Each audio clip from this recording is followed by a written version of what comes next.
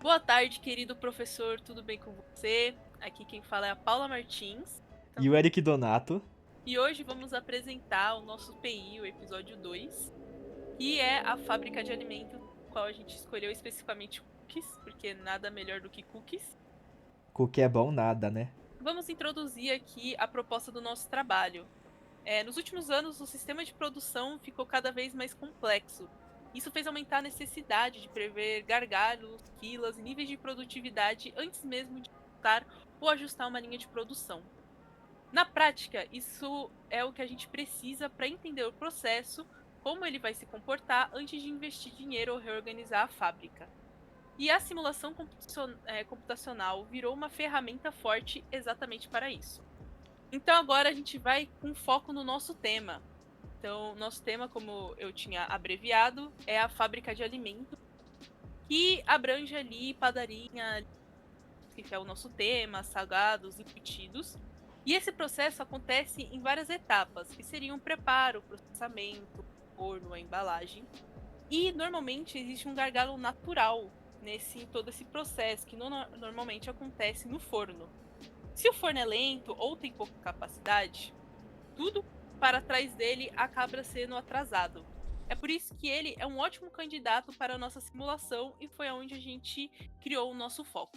Então, na nossa fábrica de alimentos, a gente vai pensar nos lotes de cookies na qual vão passar para os nossos fornos. E a gente vai entender e simular como a gente pode observar esses pontos que seriam difíceis de medir só olhando para a operação, como a formação das filas, tempo de espera dos lotes, que são dos nossos cookies, quantos fornos ficam ociosos e como as falhas podem impactar o fluxo de operação. Falando um pouco da modelagem da nossa simulação, aqui nossos usuários são os lotes de produção, que são nossos cookies, que chegam ali e esperam serviço. Nós temos uma fila global ou filas por forno, porque a gente fez diversas arquiteturas para a nossa simulação. E nelas os lotes têm que esperar até que tenha um forno livre para ele entrar e começar a assar. Os servidores ali seriam os nossos fornos do processo, que tem um atendimento ali de um lote por vez, então eles têm uma capacidade limitada. E um ponto muito importante é o nosso tempo de preparo, que é o tempo que o forno demora para processar o lote, e simulando ali um pouco a variedade real do processo. Resumindo tudo isso, o nosso objetivo é simular esse processo produtivo antes de executá-lo na prática. É uma forma segura de testar as melhorias e entender como o sistema vai se comportar. Seguindo agora para a explicação do nosso código na fábrica de cookies, iniciamos ali fazendo as devidas importações e as cores dos nossos prints ali de report do log do nosso código. Eu coloquei aqui um tempo de preparo universal, então ele serve para as mesmas arquiteturas. A gente fez 3 tipos de arquiteturas. Uma é a fila única e multifornos, que eu vou explicar a seguir. Nessa parte a gente vai explicar um pouquinho. Então aqui a ideia é simular como os lotes chegam, como eles entram no forno, sendo ele uma fila única global desses cookies. E temos ali múltiplos fornos, que no caso a gente limitou para 4 fornos. A primeira função que a gente tem ali é as duas variáveis, que são os fornos de status e os fornos quebrados, que ali tem a estipulação dos fornos aonde ele está ocupado ou não. Então, quando o forno está como false, quer dizer, tá livre, então que um lote pode entrar ali no forno, e se tiver como true, é que ele está ocupado. A gente também adicionou uma chance de falha de 0,1%. E então também adicionamos uma função de resetar forno, onde a gente meio que só chamando a função consegue resetar para a gente circular várias vezes. A seguir, andando um pouco embaixo, a gente tem a função do tentar falha do forno, que é a parte dramática da simulação, onde a gente aplica ali a probabilidade de falha. Então, sempre que um forno é chamado para trabalhar, tem aquela chance. E se falhar, o forno é marcado como quebrado e nunca mais vai ser usado na simulação. Então, se ele falhou uma vez, acabou a carreira dele ali na nossa simulação. Indo para a liberação de forno, a função do pegar forno livre, ele que decide qual forno pode receber o lote. Então, basicamente, ele ignora os fornos quebrados e os fornos ocupados, e ele procura um forno livre. E ele testa se o forno vai falhar, porque tem essa chance também. E se não falhar, o lote, que é o nosso, eles ocupam ali o espaço do forno. E ele devolve o índice do forno escolhido, que é onde a gente vai mostrar no nosso log. Com a liberação do forno, é a função onde faz o ao contrário. Então, ele marca o forno como livre e depois que o lote sai, ele coloca ali como false, que é como a gente declarou ali em cima a nossa variável. E a menos que o forno esteja quebrado, aí ele vai ser liberado. Vai ser continuado ali como ocupado. E ali no processamento de lote é onde toda a magia acontece, onde a gente faz as chamadas das funções. Então, a função ele processa o cookie, ele espera até que o lote chegue e ele entra em uma região crítica usando o forno. E a capacidade é 1, então cada forno pode receber apenas um lote. E basicamente o fluxo chegou, espera, entra no forno, faz o tempo de processamento e sai e libera o forno para os outros lotes também. Então, seguindo ali a mais abaixo, a gente tem a função também de gerar lotes, que é o gerador infinito de lotes que a gente tem. E cada lote tem o seu tempo de preparo sorteado, que a gente fez com um método exponencial para a chegada. Então, a gente usou ali análises probabilísticas para o tempo de chegada. E o nosso tempo de preparo, a gente também usou a análise probabilística normal. Para também a gente simular mais a realidade. Então, indo mais para baixo aqui, que chega a parte boa, a gente tem um reseta fornos, que a gente utiliza ali para fazer várias simulações. Então, a gente vai executar tudo para parecer a simulação total. Logo abaixo, então a gente tem a nossa execução ali da simulação, aonde ele mostra quando o lote chega, qual forno que ele acabou ocupando, no caso o L2 chegou e o forno 0 foi ocupado, então ele coloca o totais de ocupados de fornos, então tem um de 4 fornos disponíveis. E também ele coloca ali quando o lote é liberado. Por exemplo, o lote L2 que tem o emoji de cookie, porque ali ele já foi assado, saiu do forno 0, que é o índice ali do forno que ele pegou. Então, como o forno 0 foi liberado, então tem 0 fornos ocupados, então 0 de 4.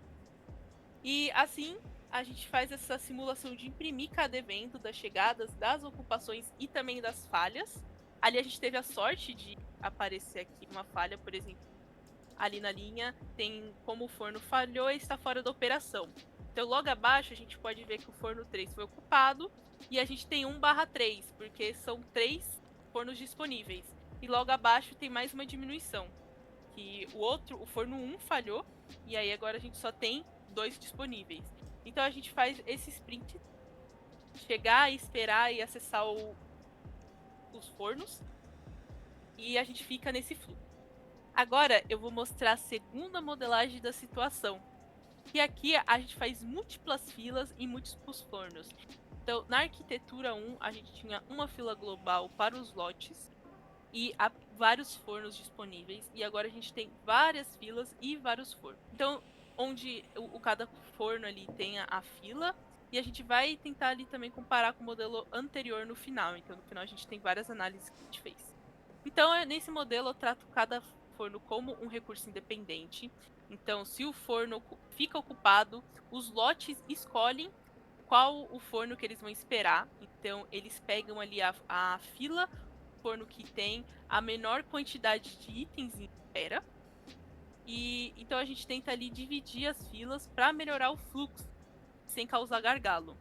A gente implementou ali o sistema de forma que toda vez que ele chega, ele escolhe o da menor fila, como a gente consegue acessar ali no plots. Fica contando ali qual o menor da fila. No ocupar forno, basicamente está ocupando o forno e está colocando aquele print de total de ocupados. No liberar forno é a mesma coisa que a gente da arquitetura passada, que depois do tempo de processamento o forno é liberado. No processar cookies, a gente faz ali quando o lote entra na fila e quando ele chega e vê se o forno está livre também no print. e se o forno está ocupado.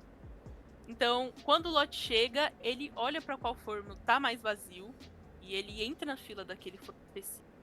E assim que esse forno é liberado, o lote entra.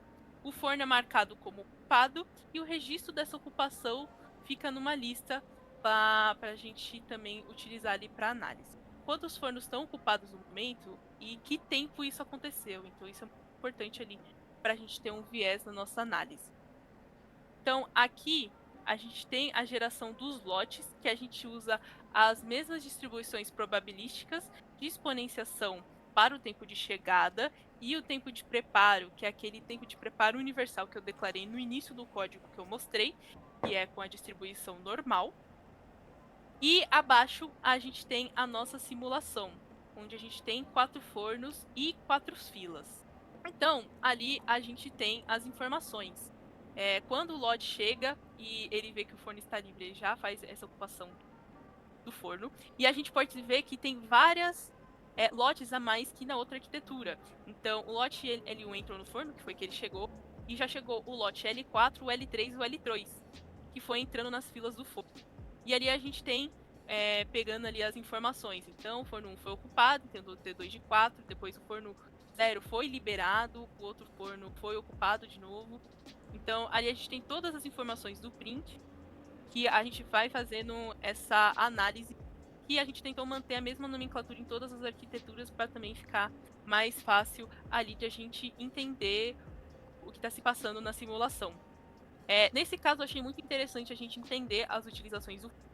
Então, logo abaixo da nossa execução, a gente tem utilização dos usos dos fornos ao longo do tempo.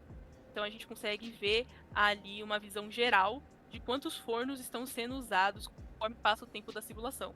Um ponto importante de destacar, que eu não lembro se a gente comentou, é que a gente está usando aqui o número 50 de tempo de simulação.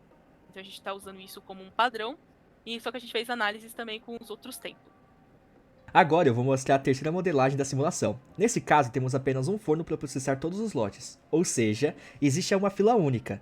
Todos os lotes chegam e aguardam esse único forno. Se ele estiver ocupado, diferente do modelo anterior, aqui não tem essa escolha de forno e nem múltiplas filas. Se o forno está livre, ele entra imediatamente, e se o forno está ocupado, ele entra na fila do forno e aguarda a sua vez. O tempo que cada lote fica no forno é aleatório, baseado na função tempo, preparo, criação.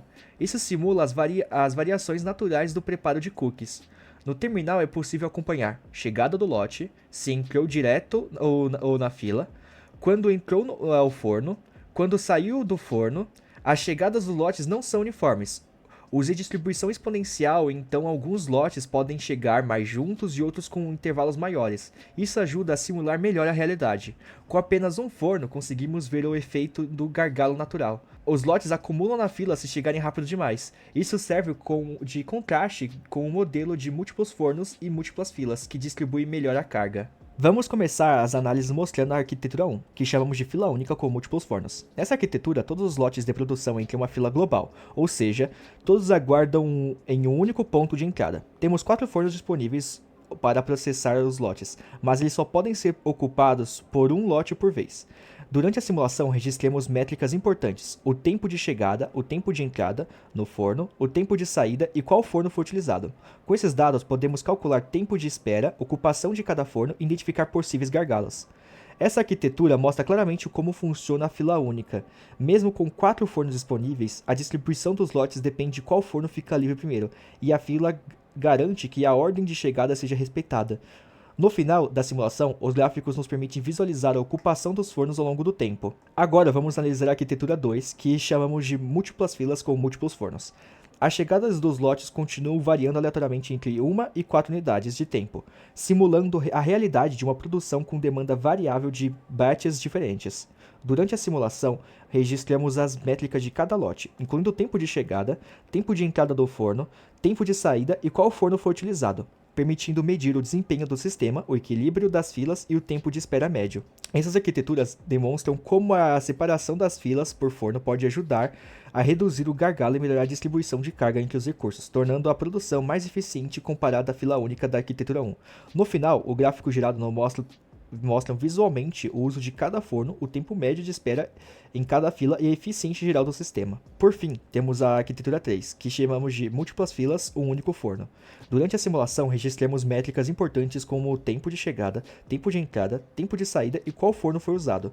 Esses dados nos permitem analisar como a limitação de capacidade impacta o tempo de espera e o uso de recurso. No final, o gráfico nos mostra claramente o impacto do gargalo. O forno único chega rapidamente à sua capacidade máxima. Filas se formam e os tempos de espera aumentam, evidenciando como as escolhas de arquitetura influenciam diretamente a eficiência do sistema. Após rodarmos as 3 arquiteturas, fizemos a comparação do desempenho com base no tempo médio que os lotes passam no sistema. Para visualizar melhor, geramos um gráfico comparativo, onde cada barra representa uma arquitetura e o seu tempo médio no sistema. A barra da melhor arquitetura está destacada, facilitando a identificação visual do desempenho superior. Esta análise nos ajuda a entender como a estrutura das filas e a quantidade de fornos impacta diretamente na eficiência do processo, permitindo decisões mais informadas na hora de projetar ou reorganizar a produção, mostrando uma vitória para a arquitetura 1 da fila única com múltiplos fornos.